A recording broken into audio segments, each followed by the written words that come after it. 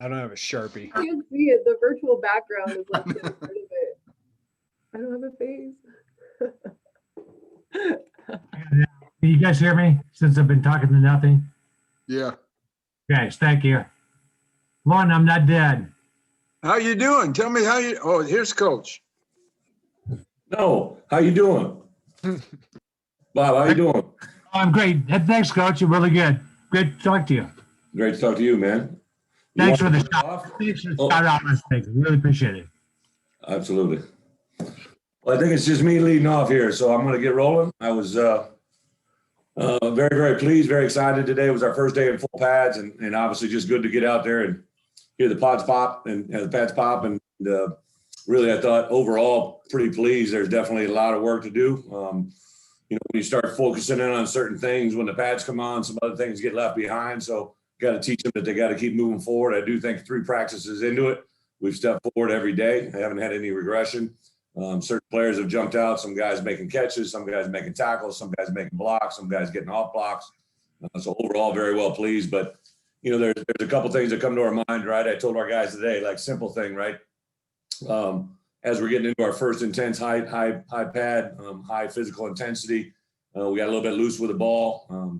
Since we start concentrating on the physical intensity, we maybe lose track of our focus on a play-to-play routine and get focused on things we don't need to. So you'll hear me say it repeatedly over and over again. More games are lost than won. Before you can start winning games, you got to stop from losing them. So we're really staying in that world, trying to stay in our lane, do things right, and see where it goes. So week 1 is behind us. We never get it back. We got 4 in front of us. We got to take full advantage of it. And I think these guys are locked into that. So really from an injury standpoint, got through the week pretty healthy. Got some guys that have maybe been banged up, some bumps and bruises, some different things. I don't think anybody that we started practice with on Tuesday to where we are on Saturday, no one's in a position. There's a couple guys that might miss a week or 2, but there isn't anybody that's going to miss the entire spring, have stayed away from any significant injuries. So that'll be a day-by-day progress. When you guys are in there, a lot of our injured guys are out are in the inside working with Tank and Jeremy and his crew on the rehab. So the part that I've liked about this group is they lock into that part. Anybody that's been banged up, and the recovery part has been very, very good. So really no news right there, just a lot of positives and hopefully some things to build upon. So with that, I'll open up for questions. Gabby, go ahead. Okay, sorry, Coach. Let me know if you're having trouble hearing me. I'm at baseball. You're good. But I'm gonna go back to something I asked you last week. Your family's in Champaign now. How does it feel to be with them? It was great. I actually flew back yesterday and was able to grab them and come back. I think I get reminded on a daily basis. I'm just like every other father in this world. I was very excited to see my daughters, my wife, come all the way across the country and to land, to bring back to reality. We got a chance to tour their school as a dad does. Got a chance to see that last night, which was awesome. And our youngest dog decided to have a little bit of an episode. So I got to visit the U of I Veterinary Med Center for small animals and remain undetected. I had a nice little mask on, a little cover up. And while that was going on, it was funny. My wife was in with Ricky, our youngest dog. And so I took Bella and Brex around the veterinary facilities, and we went and looked at the cows, and then we went and looked at a donkey, and then we caught a goat, and then we saw horses, and she goes, "Daddy, they're galloping," and they were running. I was pretty impressed. But what was amazing to me, I got in to my office early this morning, and I had an email from the veterinary school. They had saw me around the facilities last night with an open tour anytime I wanted it. So I didn't get detected in the med center, but I got detected around the vet clinic with me and my daughter. So we're looking forward to getting around the U of I campus more and more. Yeah, and then I know you haven't seen your daughters in 3 months. What was that feeling like when you first saw them after you got off the plane yesterday? It was pretty overwhelming. They've grown so much, even though they're only, Brexley is about, she just turned 2, and Bella is a little over 3.5 years old. They've grown so much. They speak so much. They say so much. They didn't like the bounciness of the plane, but I think that's something we can't avoid. So other than that, it's been a pretty uneventful day, and we get moved into our house on Monday, and looking forward to it. I also heard your youngest daughter can now do the ILL chant. Is that true? They're very, very, very proficient in ILL, INI. what I do as a dad, I know that the more I run them, the tighter they get, and the earlier they go to bed. So we were having tag relay races in the house, trying to wear them out a little bit. They would do a tag team back and forth, and I go ILL, I, and then it was a race. So we're trying to be creative in our coaching. Awesome. Thanks, Coach. Thank you. Coach, I got a couple of big picture things. Yes. You're coming about up on 3 months, I believe here. Well, tell me what your feelings are. What can you do here? What can happen here? Not tomorrow, but like long term. What do you think the potential is for this place, knowing what you know now that you didn't maybe know 3 months ago? Well, I think, there's a couple things that jump out to me. First, to have an athletic director who actually walked the walk of our players, right? So Josh, not only did he play here, he played a lot here. And he's a very good football player, went on to play in the NFL, obviously got a degree from here, and that's built him into what he is today. I've had that a little bit in the past, when I was with Coach Alvarez, even though he didn't play at Wisconsin, he played college football in Nebraska, and he knew what he was building there. And I think the same vision comes here with Josh. Josh knows what he's seen here have success. He knows what the end all goal is, and he's trying to give us everything we can to provide that, and walk hand in hand with somebody like that is pretty surreal. But just overall, the whole university, I mentioned that about, just being in the vet med area yesterday and being greeted by an email this morning to welcome me in anytime I want with my girls. It's just like the feeling on this campus through this whole COVID thing, and even all the head coaches. I've had one-on-one Zoom meetings with women's coaches, with the men's coaches. Got a bag of gear yesterday from Coach Hartlib, some baseball gear. I can't wait to get in the stands and watch one of them and watch them compete. I think the overall feeling in this campus is pretty special. And then I'll tell you, the big question, right, the $1 million question I got when I came here was, building up relationships in the state of Illinois with the high school coaches. And we've really kind of approached it in 2 different ways. There's obviously the Chicagoland area that's always being recruited, but I think the part that needs to stand out is, for Illinois to be successful, downstate Illinois has to be here. All right. That's kind of like when I've been at these other places, and, the Iowa kids make up the Iowa program, the Wisconsin kids make up the Wisconsin program, and Kansas made up the Kansas State program. I think Illinois has got to be made up by especially these downstate kids. There's a lot of talent here.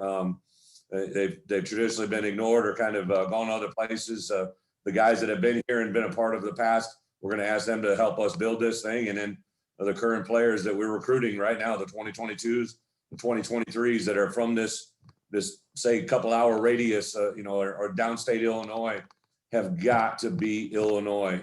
It's important for that to happen, to build the culture of what we're trying to get done. So those things are very exciting. And then, there's a million other things, but I think that's probably the 2 big ones. Coach, the other thing, maybe shorter term, because of the uniqueness of this year with all the kids you have back, is there greater potential for early success because of some kind of the circumstances you walk into here, as opposed to like normally you take over, it's pretty much a mess? It's a great question, Bob. I think like these super seniors are a very unique animal, right? They're guys that have been in a situation to leave and they came back. You look just on the defense side of the ball, Tony Adams jumps out right away for us right now.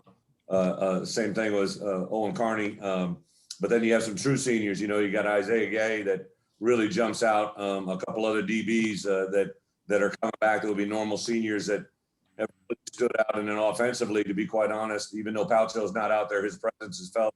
But you got Kramer, you got Velo, the guys that have been in this program a lot and want it to be successful.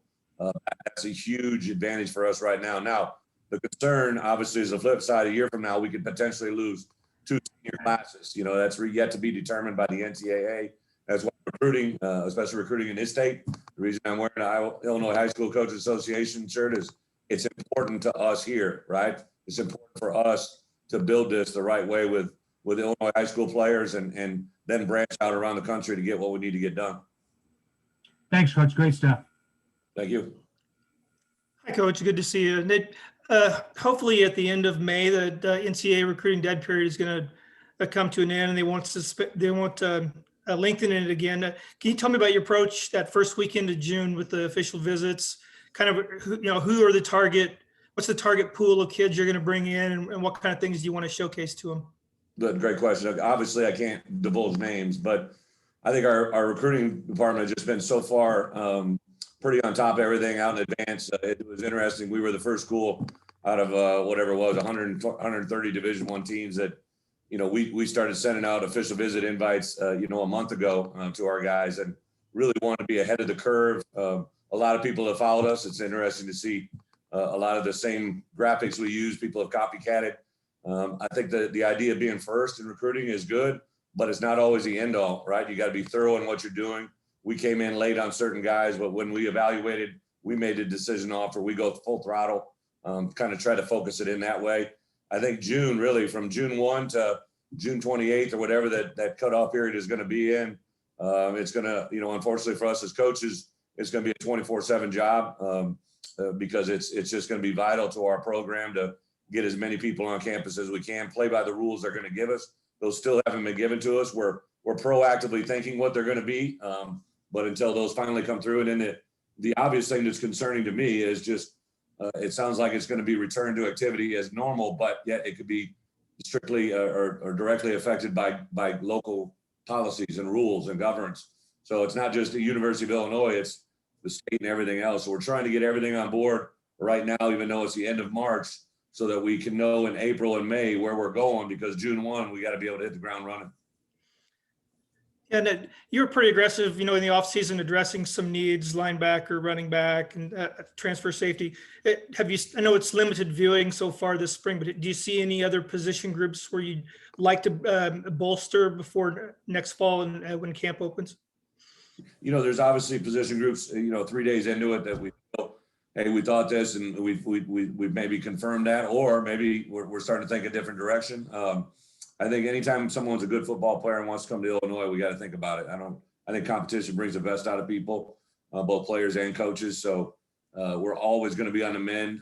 Again, especially, there's so many good players that have left this state with now this transfer portal and grad transfers, that if someone's left the state of Illinois and wants to come back, we're all ears, and that's been a kind of an opening prayer for us when I got here, and have had a lot of people call in with some opportunities. So we'll just continue to explore it and continue to breed it, and hopefully it'll continue to grow.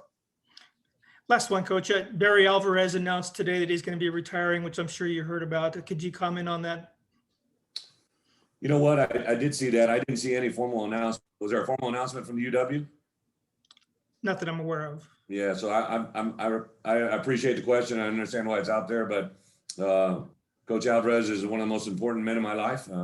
Was a huge factor in my success as a college football coach, both as an assistant and as a head coach. And until that announcement, if that announcement comes, I'll save my comments till then. But he's a very special man in my life for sure. Sounds good. Thank you, Coach. Thank you. Hey, Bret, I'll keep with the recruiting theme here. Usually this is a time of year where you get so many visitors for spring practice to come and see your campus. Is that stalled the process at all for you guys, or how do you kind of counteract that without this kind of time to really sell your program? Jeremy, it's probably one of the more frustrating parts, but it is just part of the world we're living in. So we've done, this room that you see me every day, this Zoom room, it's been noted, obviously my family came to town, but probably a good thing they haven't been here the last 2 months, because I spent more time in this room than any room. Just every day we're trying to, we kind of got a three-tier process of Zooms. The first one is an introduction to our staff, where every member of my staff introduces himself, tells about his family, and then, tours our facility from the ground level to the top level here in the Smith Center. And it's really been overwhelming to me because this building wasn't out there a lot. There wasn't any online things. There were some little digital things, but there wasn't a lot of knowledge about this building because it really opened right when COVID hit. So not a lot of knowledge out there. So we show up to Smith Center, and it's just been absolutely unbelievable, the effect that's had in recruiting. The next phase, we'll do an academic Zoom with people that really focuses in on their specifics of what they're doing. And then we get really target specific, so kids that want to be involved in the weight room, we'll have weight rooms. Guys that are involved with position coaches, have position coaches. We do anything and everything to gravitate to be around them on a weekly basis through Zoom, and then endless phone calls, texts, messaging, anything we can do. We try to bring that recruiting to them. There is an NCAA rule that allows people to hit campus here. We can't give them tours. We can't be involved with it. We can't talk to them. But it's definitely something that we saw grow across the country, and we've been able to have a few of those players come to our campus. But really we can't visit with them. Now we can't even communicate with them while they're on campus until they're off. So it's, again, there's a lot of protective measures by the NCAA, which I think they're smart to do. And just to follow up on that, I know there's kind of the life cycle. I don't know, as coaches, do you guys have like a timeline of checkpoints of we'd like this much of our class done by this time, or is that not even a factor? Jeremy, I've never been one that worried about, who was committed or who wasn't committed. All I can do is worry about the ones we want. I obviously, as a head coach, you'd love to have as many in your boat that you want as early as possible, but you also have to understand that these young men are in a very unique timeline in their life. Their parents, their coaches, they're trying to make it as good as they possibly can. But, until they touch it, see it, feel it, there's a certain amount of limitation or, obstacles to go through. So especially in this COVID world, I'm not overly wrapped up in, got to have this number by then. I think when it does break, though, I think when the floodgates open, I would suspect we might get a pretty good flurry of commitments when it does happen at Illinois. Thanks, Brett. Yeah. Brett, I wanted to address the one-on-one kind of deals you do, film reviews with your assistants. We talked to George McDonald the other day. He said he'd been doing this for 20 years and he really hadn't had that one-on-one type of film review with his boss. And it was really, really helpful. Is that something that you picked up from somebody else, or is it something that you've kind of adapted and said, I think this would be a really good idea, let me try it? It's probably an evolution, Matt, to be honest. I was a young coach. I was in the front of the room. I was an inside linebacker coach at the University of Iowa, and I was coaching a room full of inside linebackers. A couple of them I had played with. So I remember I was sitting there and I was watching Matt Hughes and Vernon Rollins. Matt Hughes was from a small town in Texas, and Vernon Rollins is from Hackensack, New Jersey. And they were sitting there and they were charting something. I don't know what they were charting. I know they were looking at each other and they'd chart something. So we got done with the meeting. It was about an hour long, and said, everybody, hey, you can break the room. I said, Vernon and Matt, I need to hold you here a minute. And they just looked at me because I had their attention. They respected me, but I asked them what they were charting. And they both looked at each other, and I said, I just grabbed a piece of paper, and they were charting the number of times I said, okay, in an hour meeting. And I had a nervous tick that I always said, okay. I was a young coach that was, learning to speak and coach at the same time. I remember Hayden Fry, when he gave me my first job, he said, my two concerns are you've never been a high school coach and you've never been a high school teacher. And I'm like, what do you want me to do? You want me to go back and change my major? I can't do anything about that, coach. So I really didn't know at the time what he meant. But after that first spring football, when I realized that my two best linebackers in the room were concentrating more on how many times I said okay, rather than how many times I coached the teaching point, I knew I needed to change. So I asked our video department to set up a camera in the back of my meeting room, and they videoed every one of my meetings.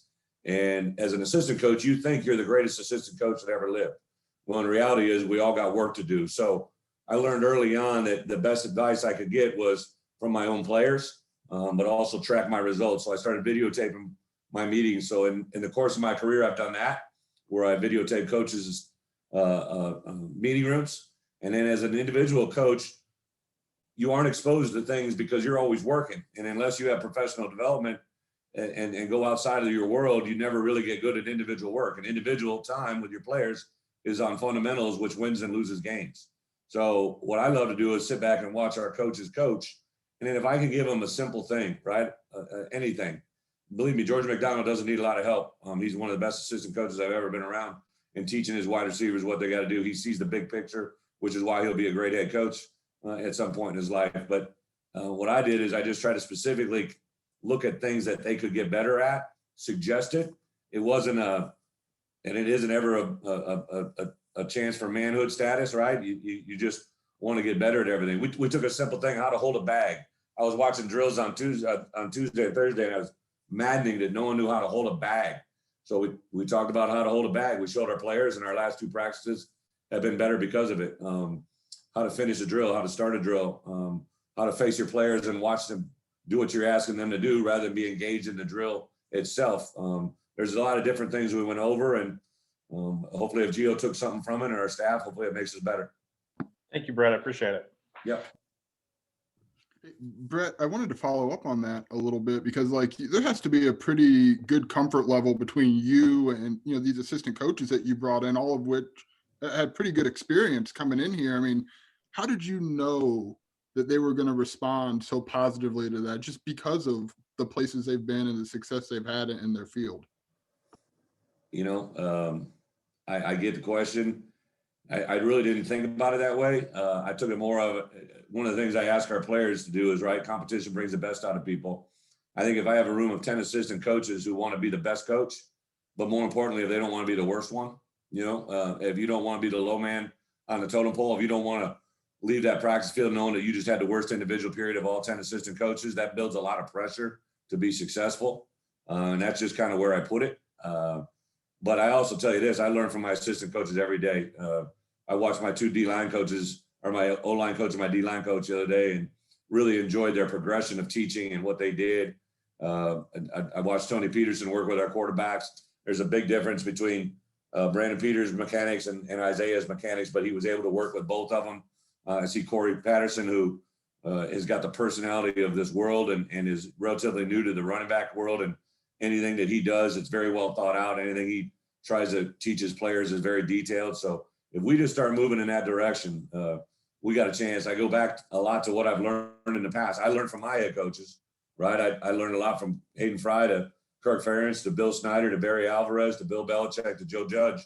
And one of them that jumps out to me, Coach Fry always used to say as a head coach, never ignore something you know and never comment about something you don't, right? So I don't talk to the quarterbacks about throw mechanics. I can see their footwork, but I know that's something that's not my world. I don't talk to a DB about backpedal technique, but I can talk about change of direction. So I never ignore something I know, but I try never to talk about something I don't. May sound silly to say, but that's a very, very driving force of my teaching. And then I wanted to pivot a little bit here. You talked earlier in the week that Saturday would be a day that you guys could start to see the beginnings of some guys having separation. And has there been anyone in particular, a couple of guys who have stood out over the course of these three practices? Absolutely. You know, there's guys that have carried what we did Tuesday and Thursday into Saturday, and you kind of had a feeling that was going to happen. And that was more probably, Joey, in the individual drills. Like we did three things today. We did a pods drill, we did a catch and tuck, and we did a line drill that really kind of put guys one-on-one and made them be good in the moment they're in. The group settings are going to take some time. Like inside we did 6 plays and I just stopped it and we went back to play 1 and did it again. And thankfully the 6 plays that we did at the second time were a lot better than the first 6. So that's going to take a little bit of progress. But when you're in an individual drill, just one-on-one with another player, and there might be another ball carrier involved in the cut or the reaction. There's a reason coaches I always love defensively. I love guys that were wrestlers because you put a wrestler out on the mat, it's just him against the other guy in the middle of a big circle and no one else to hide behind. All right, that official's not going to give you any shelter, and neither is anybody else. So I love the competitive nature of wrestling. I get everything else. Like I'm not saying anything about anything else, but like I always thought guys that had success on the wrestling mat were really true great competitors. And that's kind of always carried my thoughts into the football world as well. I don't really want to get into names just because I don't want to put any pressure on someone this early. I think the guys in the room know who they are. And then there are also a couple of surprises. Right after we did practice today, I cut up 32 plays from our individual drills, one-on-ones, and put them on big screen. And there was definitely some oohs and ahs and some laugh and also some curious eyes just the way guys competed today. So it's fun to bring that to their attention. Thanks, Brett. I appreciate it. Mm-hmm. Hey, Brett, going to go back to recruiting here real quick. When people talk about recruiting, I think for the most part, they consider, the 11-man game, but the 8-man game is growing in this state. And I just wanted to get your thoughts on how you recruit that game and if the approach changes at all and what thoughts you have about that style of football. Well, I've recruited one 8-man football player. His name was Chad Greenway, and he later became the 15th pick in the first round. Was a pretty good player. So my batting percentage in 8-man football is pretty good. So we'll get into it. We'll love it, embrace it, especially here in the state as it grows. I first heard this when I was at the Illinois High School Coaches Clinic, the one that I stopped in on one of their meetings and learned about all the changes that were coming with 8-man football. So it doesn't matter if it's 8-man, 3-man, or 11-man or 12-man in the Canadian world, right? The fact that they're playing football and they do the things that compete, that's going to be important to us. I think the fact that you can see a player play both ways commonly in 8-man football adds a lot of, I think, a lot of incentive to recruiting it. And sometimes good things come from little places, and that's definitely something we'll thoroughly check out. Thanks, Brett. Yep. Hey, Coach, I like what you said about, this is week one. We can never get it back. Do you feel like your time was maximized in this week, or do you foresee, maybe some improvements coming in the next week? Marley, it's something I just really believe in, right? So just like you at work, right? You're working for Channel 3. If your last one wasn't as good as you want the next one to be better. As a player, we have to operate the same way, right? As coaches, we got to be the same thing. We talk and keep stacking days. There's a million different ways to say it, but if we just keep moving forward, it's going to be a general progression to hopefully really good things. If we try to jump to week 4, practice 12, we're never going to enjoy the process of 4, 5, 6, 7, 8, 9, 10, and 11. So every one of these practices they've learned, they're really, really locked in and interactive. When I get up in front of that room, I see a lot of engaging eyes. There's no one that's giving me a bad look or a bad taste. I think everybody's kind of buying in to some point. They will. There's going to come a point where someone's going to have a bad day. They're going to have a Debbie Downer look, and we're going to have words. But, for the most part, everything's been pretty good. Thank you. Thank you. All right. Thank you, everybody. Thanks, Coach. Thanks, Thank Brett. you. You guys have a great weekend. You Thanks, too. Brett.